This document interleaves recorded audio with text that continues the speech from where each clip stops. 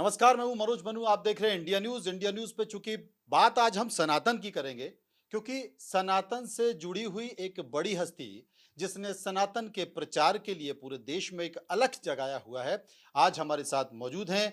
महाराज जी हैं, गुरु जी देवकी नंदन ठाकुर जी, उनसे हम चर्चा करेंगे। देवकी नंदन जी, आपका इंडिया न्यूज पे बहुत बहुत स्वागत है। बहुत बहुत धन्यवाद आपका मनु जी और आपके सभी व्यूअर्स का। सनातन की परिभाषा क्या है आज के परिप्रेक्ष्य में? सनातन की परिभाषा परिभाषा को समझना चाहता हूँ। आज के परिप्रेक्ष्य की बात नहीं है ये। सनातन मीन सनातन जो था है हम्म। और रहेगा। हम्म। सनातन से ही पृथ्वी है, सनातन से ही सूर्य है, सनातन से ही आकाश है, सनातन से ही मनुष्य है, सनातन से ही ये ब्रह्मांड है। हम्म।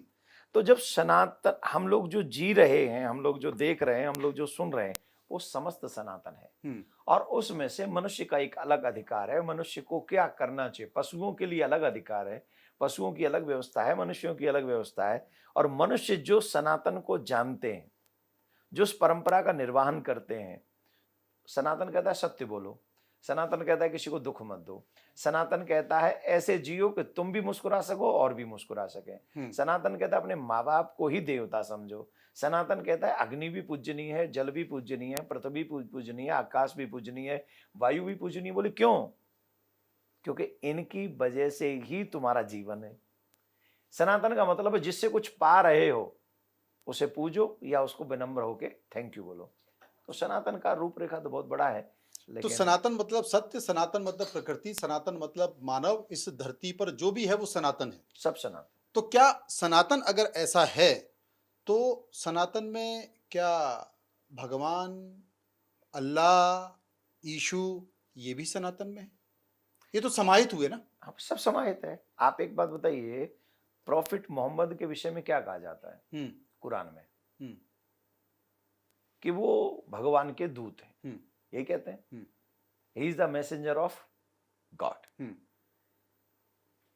यीशु के लिए क्या कहा जाता है बाइबल में? हम्म। He is the son of God. हम्म। उन्होंने दोनों ने कहा ही नहीं कि हम भगवान हैं। हम्म। एक ने अपने आप को दूत कहा, एक ने अपने आप को पुत्र कहा। हम्म। Only Krishna said in Gita I am the God. Only one hmm. Personality. Hmm.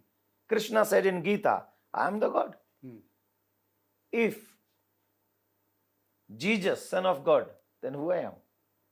I am also Son of God. Who is the Jesus? My brother. तो सनातन है कि नहीं? तो ये जो वर्गीकरण किया, ये जो बांटा, ये किसने बांटा और इसके पीछे क्या कारण हो सकता है? देखिए, हमारे शास्त्रों में पहले कहा गया कि कलयुग में जब लोग आएंगे तो अलग अलग पंथ बनाएंगे। कितने पुराने हमको बता दीजिए दोनों पंथ। सनातन कितने पुराना है? 1 अरब 95 करोड़ 28 लाख और उसके भी आगे जाएंगे तब जाके वर्तमान कल्प की, वर्तमान मनवंतर की, सूर्य की प्रथम किरण पृथ्वी पे आई थी, तब से सनातन है। नहीं तो उससे तो मैं ना राम थे, ना कृष्ण थे, ना कोई भगवान थे। उस समय तो डायनासोर कितने करोड़ों साल पहले आए थे। अब ये डायनासोर तो की हम ही लोगों ने चर्चा कर रही है। एक शक्ति है जो इस ब्रह्मांड को चला रही है, इसमें कोई शक नहीं है। जी। अब उस शक्ति का आप अपना तस्वीर बना लो, पोस्टर बना लो, कुछ भी कर लो। नहीं नहीं नहीं नहीं। अगर मैं मनु जी को नहीं देखूंगा कभी, तो कैसे मनु जी की तस्वीर बनाऊंगा? कैसे बनाऊंगा? किसने देखा है? बहुत है देखने वाले, बहुत है देखने वाले, एक दो नहीं है। पर जिसने जिसको जिस रूप में देखा और जितना देखा, उसने उसको उतना समझा। तो जिसने कृष्ण को देखा उसने कृष्ण की कृष्ण तस्वीर कहा, बना ली, जिसने अल्लाह को देखा उसने अल्लाह की तस्वीर बना ली, जिसने बना ली। यीशु को देखा उसने उसकी तस्वीर बना ली। है एक ही। मैंने कहा दो फिर हैं। बांट क्यों रहे हैं? हमने तो नहीं बांटा। बांटने पर बहस क्यों चल रही है? नहीं नहीं नहीं। जब सनातन एक है तो फिर बांटने पर बहस क्यों? देखिए, हमारी बात समझिए, सब एक है। जल का रूप एक है, पवन का रूप एक है, अग्नि का रूप एक है, लेकिन प्रयोग अलग है। वही प्रयोग कहीं ना कहीं। अब हमारी बात नहीं खत्म होने दोगे तो बीच में से ले जाओगे, उत्तर मिलेगा नहीं। फिर जवाब आपके लोग कहेंगे देखो क्या रेला है महाराज को। नहीं, सवाल ही पैदा नहीं। मैं उस तरह की पत्रकारिता नहीं करता। मैं क्या करूं? तो मेरे प्रश्न का उत्तर हो जाए। सबका अलग अलग उद्देश्य है। सम्माननीय कौन है? समाज में अच्छे भी लोग हैं, वो भी ईश्वर के हैं, और बुरे भी लोग हैं, वो भी ईश्वर के हैं। दोनों ही हैं। लेकिन आप समाज पूजेगा कि मानेगा किसको? जो समाज के हित में काम करेगा, जो सबको लेके चलेगा, जो मेरी गीता कहती है वसुधैव कुटुंबकम। हाँ जी कि ना जी? वसुधैव कुटुंबकम। बिल्कुल। अगर पूरा परिवार ही वसुदेव का है तो फिर भगवान वसुदेव ने ही दुर्योधन और दुर्योधन के लोगों को क्यों मरवाया? ये भी अच्छी प्रश्न। रावण को क्यों मरवाया? हम्म। कंस को क्यों मरवाया? बोले नालायक संतान हो तो उसे भी ठिकाने लगा देना चाहिए, लायक संतान को सम्मान मिलना चाहिए। बहुत बढ़िया बात। यही है परमात्मा का न्याय। और अगर अन्यायी को दंड न दिया जाए तो फिर आप अपने संविधान में क्यों फांसी की सजा सुनवाते हो? फिर क्यों किसी को 10 साल की सजा सुनवाते हो? बिना दंड के भय बिन होय न प्रीत। तो परमात्मा भी दंड देता है। अब हमारे यहां कहते हैं स्वर्ग नरक, कई लोग कहते हैं हम नहीं मानते। तो जन्नत और जहन्नुम क्या है? हेवन एंड हेल क्या है? सही बात। तो मानते हो ना? हर जगह वो स्वर्ग नरक मालूम है ना? तो उसी को हमने भाषा बदल के चीजें बदल दी हैं। तो सनातन तो वही है, धर्म तो एक ही है, धर्मो एक सनातन। बाकी के पंथ हैं, समय समय पे आते गए, अपनी अपने अनुसार बनाते गए, लेकिन उस पंथ में भी अच्छी चीज है तो आप एक्सेप्ट कर लो, और बुरी चीज है तो। बिल्कुल सही कहा आपने। असल में मैं इसलिए भी कह रहा था क्योंकि कंफ्यूजन बहुत ज्यादा है। कंफ्यूजन इसलिए है, बहुत सारे कथावाचक हैं जो सनातन की व्याख्या करते हैं, सनातन का प्रचार करते हैं। ऐसे कथावाचक भी हैं जो फोन लगाते हैं, हेलो माय डियर लंकेश, हाँ हनुमान जी क्या चल रहा है। मैं पूछना चाहता हूं कि आपकी कभी लंकेश से, भगवान से, हनुमान जी से, राम जी से बात हुई? है मेरी तो मनु जीते ही बात ना है पा रही, हनुमान जीते कहाँ कर पाऊंगो तुम तो यही बेकार तो ही हम हुआ है। पूछना चाह रहे हैं, यही हम पतो कर वो चाह रहे हैं कि ना, मतलब आपकी बिन से बात ना है पा रही नहीं, है। हमारी कोई तो ऐसा काहे नहीं है पा रही? आप में कौन सी कमी है हमें जब सबरी दूसरे कर रहे हैं? हम में सबरी कमी है। और जितनी ब्रह्मांड में कमी वो सबरी हम में है। हमारी तो कहावत आज तक बात भई ना है, पर हाँ हमारे हृदय पटल पे एक ही नाम है प्रिया कांचू। वो रोटी दे देंगे तो खा लेंगे, वो बिस्तर दे देंगे तो सो लेंगे, और वो कहूँ भेज देंगे तो वहाँ कथा कह लेंगे, उन्नी तुम भेजे जो सोच के तुम्हें जवाब दे लेंगे। और या के अलावा हमारी दुनिया के हृदय के पटल पे तो कोई है ना। नहीं तो आप में कोई चमत्कार की कमी है? ना, हमें तो कोई चमत्कार ही ना है। हमारा ठाकुर जी चमत्कारी है, हम तो है ही ना। नहीं तो जी कैसे चमत्कार है कि ना लंकेश से बात कर पा रहे, ना भगवान से बात कर पा रहे? वो करनी ना है। काहे? लंकेश ते भगवान करे तुम्हारी बात है, जा लंकेश ते वो तो ना करनी, मैं कहीं करूंगा लंकेश तो ते जो बात। कर रहे हैं वो? अब मैं ये सबका अपना अपना उनका होती होंगी, तो मैं क्या करूं। मैं वही कह रहा हूं हाँ कि जनता समझ नहीं पा रही है हाँ। कि सनातन क्या है, भगवान से बात हो पा रही है। मेरा तो मानना है कि जिसकी भगवान से बात हो गई वो तो फिर ईश्वर को प्रिय हो गया, फिर काय को इस मोह माया जाल में जो है फंसा हुआ घूम रहा है वो? देखिए इस चीज को आप समझिए, नरसी की बेटी का भात भरने के लिए भगवान श्री कृष्ण आए। आपने सुना है? सुना है? सांवरिया सेठ बन के आए। हाँ बिल्कुल आए। हाँ। तो नरसी से उबू मिले कि नहीं मिले ठाकुर जी? तो क्या नरसी जी चले गए दुनिया से? नहीं गए, इस पृथ्वी पे ही रहे। ऐसा नहीं है कि भगवान का दर्शन करके या उनसे बात करके कोई मिल रह नहीं सकता पृथ्वी पे। रहे हैं, ध्रुव जी रहे हैं, प्रहलाद जी रहे हैं, मीराबाई रही है, सूरदास जी रहे हैं, तुलसीदास जी रहे हैं, ऐसे तमाम लोग हैं, मैं कितने नाम गिना दूं मैं आपको, रहे हैं।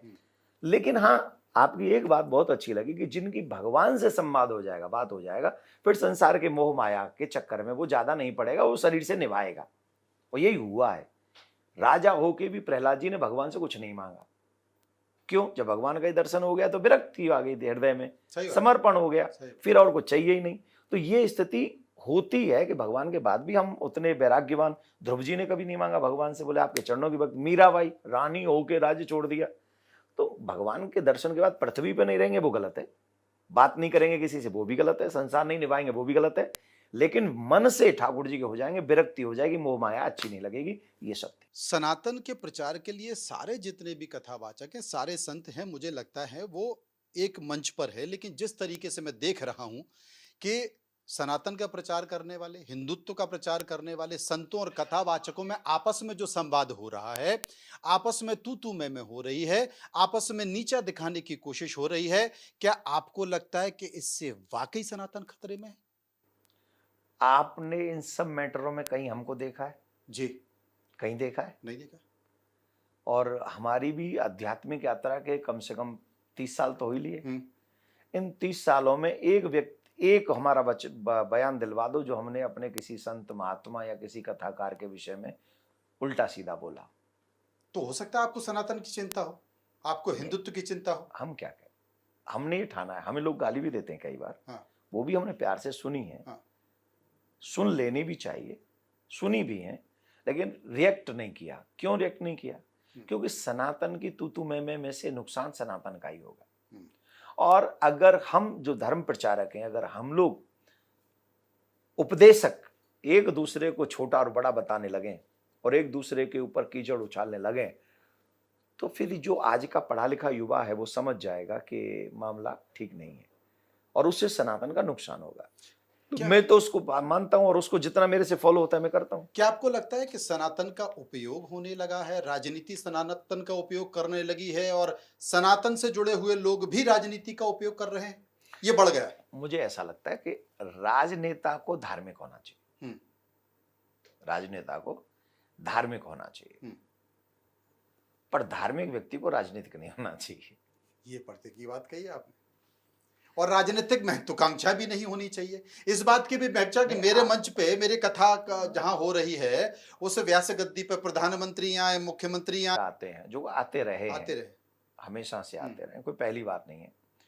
ये अच्छा है समाज के लिए, लेकिन उसी के लिए कथा हो कि मेरे मंच पे ही आ जाए कोई, तो वो वोट देने की भी अपील हो जाए उसी मंच से। अब वो अपने अपने मत है, अब हमें क्यों जिताने की भी बात उसी मंच से कर ली जाए और कैबिनेट में शामिल कराने की बात भी उसी मंच से हो जाए, तो ऐसे कथावाचकों को क्या? अब हमें क्यों फंसा रहे हो? हम तो ये जानते हैं। मुझे चिंता है सनातन की। आपको मैं सनातनी हूं। आप पक्के सनातनी हो, मैं मानता हूं, पर मैं एक बात मानता हूं, जिससे सनातन का हित हो, जिससे सनातन का हित हो, वही काम पत्रकार को करना चाहिए, वही काम कथाकार को करना चाहिए, वही काम कलाकार को करना चाहिए, वही काम नेता को करना चाहिए, वही काम जज और वही काम प्रशासन के लोगों को करना चाहिए। इसीलिए मैं आपके पास आया कि जो जनता सनातन को लेकर गंभीर है, कम से कम उसे एक रास्ता मिले। आपको हम एक ही बात कहेंगे, जो सनातन हित में काम कर रहा हो, जनता को उसके साथ खड़ा होना चाहिए, चाहे वो आपकी गली का ही आदमी क्यों ना हो, चाहे वो जरूरी नहीं मेरी तरह कपड़े पहना हो जी। अगर आपकी तरह वो ब्लैक कपड़े पहन के भी खड़ा हो और वो सनातन के हित के लिए बात कर रहा हो और आपको लग रहा है जैन मुन काम कर रहा है, तो उसके साथ खड़ा हो जाना चाहिए। इसी को कहते हैं धर्मो रक्षते रक्षिता। मैं इसलिए भी कह रहा हूं, बड़ा आहत हुआ मैं। आप जिस जमीन से आते हैं, जिस जमीन में मुझे लगता है कि भगवान ने जन्म लिया, नहीं लगता नहीं है, 3 बार भगवान की जन्म हुआ, उस जमीन पर इतने दिनों बाद राम मंदिर बना, और राम मंदिर जिस राम मंदिर पर प्रधानमंत्री और मुख्यमंत्री की पैनी नजर है, सरकार के साथ साथ संत समाज से जुड़े हुए लोग वहां पर हो जाती, उस मंदिर में चोरी हो जाती है, चढ़ावे पर चोरी हो जाती। हाँ, इसीलिए तो हमने कहा था सनातन बोर्ड बने। हमने क्यों कहा था? हाँ। सनातन बोर्ड बने, धर्म को जानने वाले लोग उस व्यवस्था को समझें, और जब धर्म को समझने वाले लोग उस व्यवस्था को समझेंगे, तो हमारे शास्त्रों में लिखा है, षष्टिवश सहस्त्राणि भ्रष्टायाम जायते क्रमिहि। जो गौ के धन को, मंदिर के धन को, ठाकुर जी के धन को कोई व्यक्ति खाता है, वो 60,000 वर्ष तक मल का कीड़ा बनता है। इस बात को कौन जानते हैं? धर्मज्ञ लोग। तो धर्म को जानने वाले जब मंदिर का नोट गिनेंगे तो वो खाएंगे? ये जानने के बाद नहीं खाएंगे। नहीं, वहां तो कोई मुस्लिम भी नहीं गिन रहा था। संकट की बात मैं क्या कर रहा हूं, वो जो गिन रहे थे वो नहीं जानते होंगे धर्म को। अगर धर्माचार्य, जैसे हमने कहा शंकराचार्यों में से एक अध्यक्ष हों, फिर उनके द्वारा प्रशिक्षित व्यक्ति लोग उस भगवान के धन को, मंदिरों में इतना सोना आज भी क्यों है? मंदिरों में आज भी इतना सोना सुरक्षित क्यों है? क्योंकि धर्म को जानने वाले लोग थे। वो जानते थे कि इसमें चवन्नी भर भी हमें इधर उधर नहीं करना है, नहीं तो कीड़ा बनना पड़ेगा मल का। सनातन बोर्ड बने, धर्म शिक्षित लोग इस व्यवस्था से जुड़े, और फिर संविधान को जानने वाले लोग अगर इससे जुड़ेंगे तो उनके लिए तो बस पैसा है। 12 साल हो गए उस सरकार को, जिस सरकार को लाने में संत समाज, साधु समाज, कथा वाचन ने दिन रात एक कर दिया, इस देश के करोड़ों लोगों को सनातन का महत्व समझाया। 12 साल बाद भी सनातन बोर्ड बना नहीं।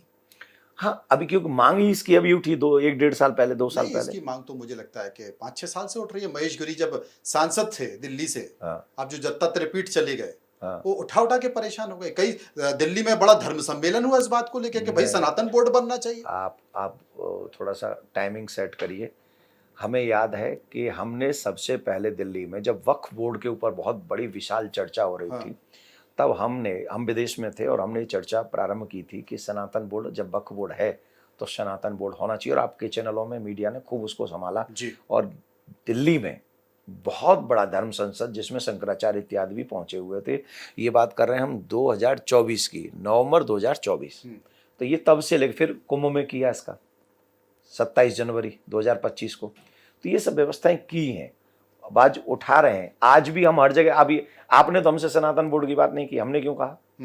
क्योंकि हम चाहते हैं कि मंदिर की व्यवस्था सनातन बोर्ड के अंडर जाए, और वहां से ये मंदिर की व्यवस्था के साथ साथ ये मॉडर्न गुरुकुलम, गौशाला, 2 लाख करोड़ रुपए आता है मंदिरों में।